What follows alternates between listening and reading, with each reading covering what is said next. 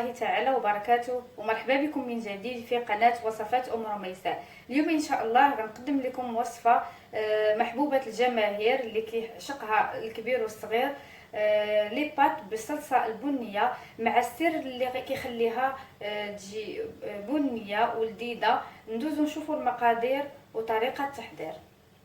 كمرحله اولى غادي نحتاجو لي بات. عندي هنا 500 غرام ديال لي بات، والكميه كتختلف على حسب عدد افراد الاسره ديال كل واحد. غنحتاجو معاه القليل من الزيت، الملح، ورق سيدنا موسى او ورق الغار. وفي هذه الاثناء كنكونوا درنا الطاوه ديالنا فيها الماء باش يغلي لينا، ونضيفوا ليه لي بات ونكملوا باقي المراحل. كنضيفوا الماء المغلي ديالنا لي بات بهذا الشكل هذا.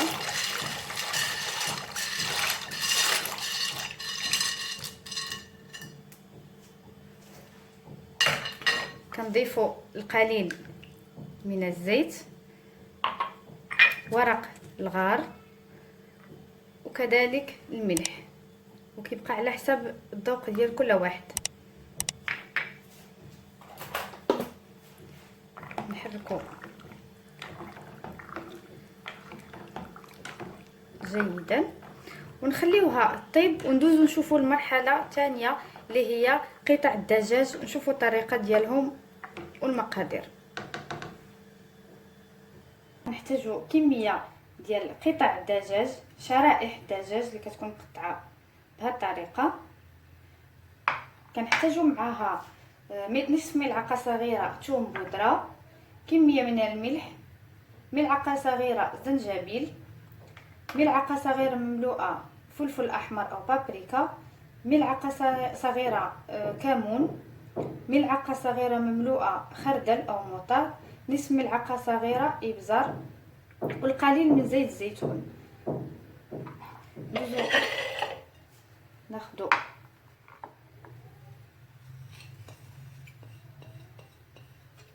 الحطريه ديالنا،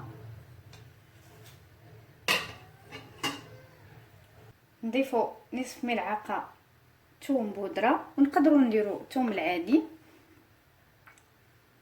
كميه من زيت الزيتون،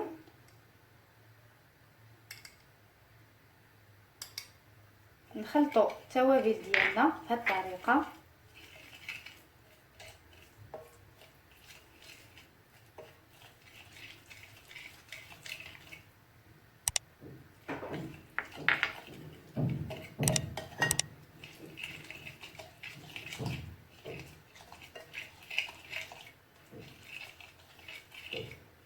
نتبلوا قطع الدجاج اللي عندنا،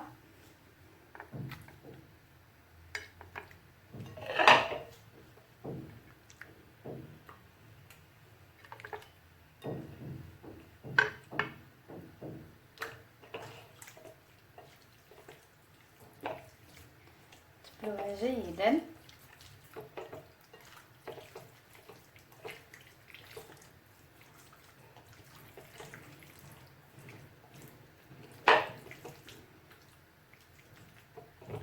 من بعد نخليو الدجاج ديالنا، قطع الدجاج يتشربوا هاد التوابل، يعني اقل وقت هو نصف ساعه، ومن الاحسن نخليوه مده اطول باش يتشرب لينا مزيان التتبيله. بالنسبه للصلصه اللي غنحتاجو مع لي بات، عندنا ملعقتين زبده اللي ذوبناهم بهذه الطريقه، نضيفوا ليهم ملعقتين نشا، نقدروا نعوضوهم ملعقتين دقيق ابيض. نخلطوا بهذه الطريقه حتى يتجانس لينا الزبده مع مايزينا، ما يكونوش عندنا تكتلات.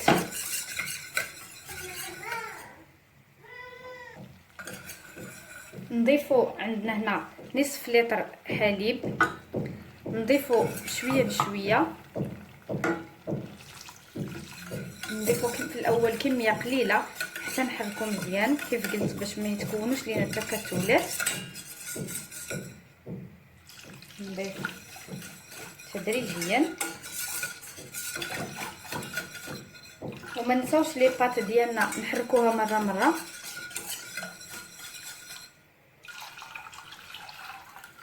بهذه الطريقه. نخليوها فوق عافيه متوسطه حتى تبدا تقال لينا شويه.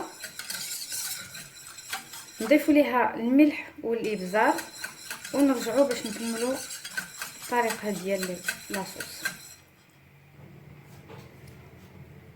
الصلصه ديالي من بعد ما عقدات لينا بهذا الشكل هذا، ما كنخليوهاش تعقد بزاف، شويه.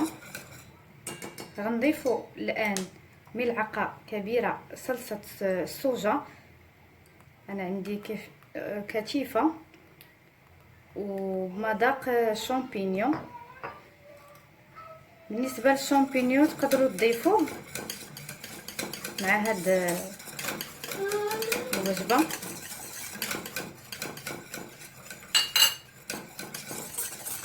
نخلطوا مزيان صافي ونطفيو على لاصوص ديالنا لانها واجده.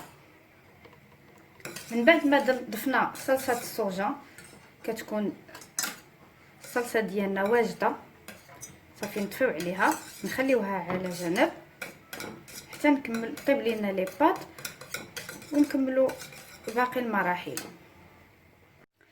ندوزو نوجدوا الدجاج ديالنا. من بعد ما خليناه ترقد في العطريه مزيان وتشربها، غادي نحتاجو معاه كميه من الدقيق اللي ضفت ليها شويه الملح، ابزار، فلفل احمر، وتقدروا ديروا حتى الفلفل الحار بودره. بالنسبه هنا عندنا بيضه كامله حتى هي ضفت ليها قليل من الملح والابزار، وعندنا هنا شابلور كميه هو منه. ناخذوا قطع الدجاج ندوزوهم في الدقيق،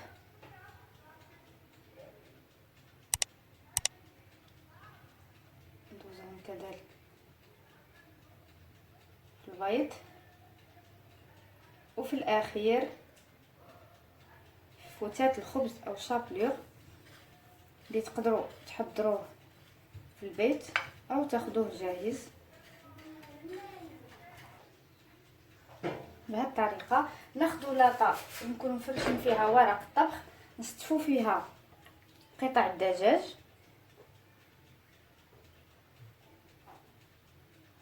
باش ندخلوهم الفران. يعني ما غاديش نقليهم باش هكذا يكونوا صحيين اكثر، وصدقوني انه كيجيو زوينين ولذاذ حتى في الفران وكيجيو مقرمشين.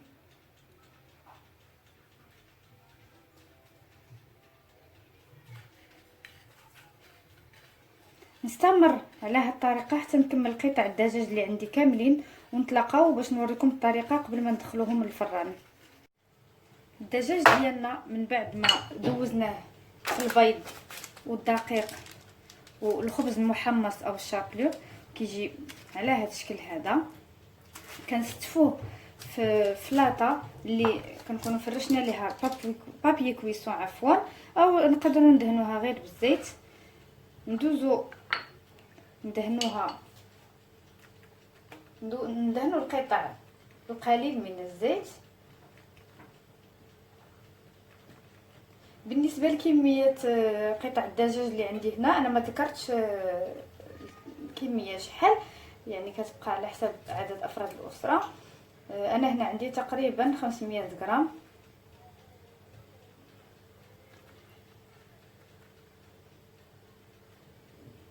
يعني انا كنفضل ندير هاد الطريقه باش ما نقليهمش، من الافضل باش كيجيو ناشفين شويه ما شاربينش الزيت. بالنسبه للفرن انا مشعلاه من قبل يسخن شويه على درجه 200 تقريبا 200 درجه. كنشعلوا عليه العافيه من التحت حتى كيبان لينا تحمر من التحت شويه، وكنشعلوا عليه يتحمر من الفوق،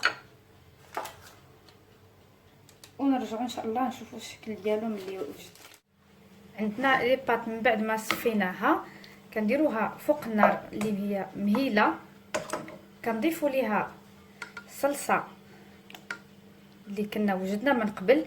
بالنسبه لصوص الصوجه كنت قلت لكم ملعقه كبيره، راه ضفت الملعقه الثانيه يعني ملعقتان كنضيفوها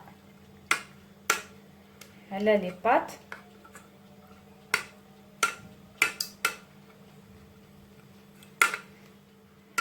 بهذا الشكل هذا، وكنبقاو نحركو على عافيه مهيله حتى كتجانس لينا الصلصه مع لي بات. كنحركو الصلصه مزيان بهذه الطريقه حتى كتجانس لينا.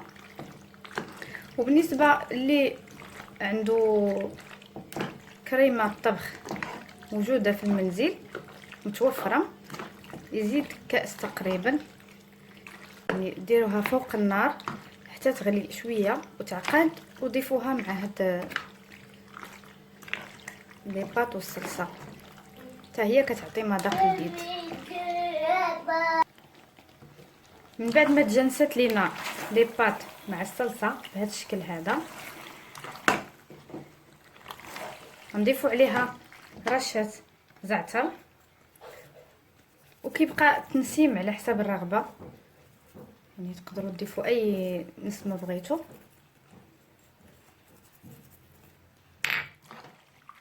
حركوا جيدا. صدقوني هاد لي باط صراحه يعني كتعجبنا بزاف وكتجي لذيذه، وكنغيروا شويه يعني ماشي ديما بصلصه الطماطم، كنغيروا كنطفيو عليها النار ونخليوها جانبا حتى نقدموها ان شاء الله مع قطع الدجاج ونشوفوهم في طبق تقديم. الطبق ديالنا من بعد ما كيوجد كيجي على هذا الشكل هذا. قطع الدجاج كيف ما كتشوفوا معايا كيجيو محمرين وناشفين، هذا هو الاهم، صحيين. جربوا هذه الوصفه ان شاء الله وغادي تعجبكم، لانها فعلا لذيذه بزاف كتعجب الكبار والصغار. رافقتهم مع عصير الخيار، وتقدروا ترافقوهم مع اللي بغيتو يعني على حسب الرغبه ديالكم. نتمنى ان شاء الله الوصفه ديال اليوم تنال اعجابكم، ونتلاقاو ان شاء الله في وصفه جديده، ودمتم في رعايه الله وحفظه، والى اللقاء.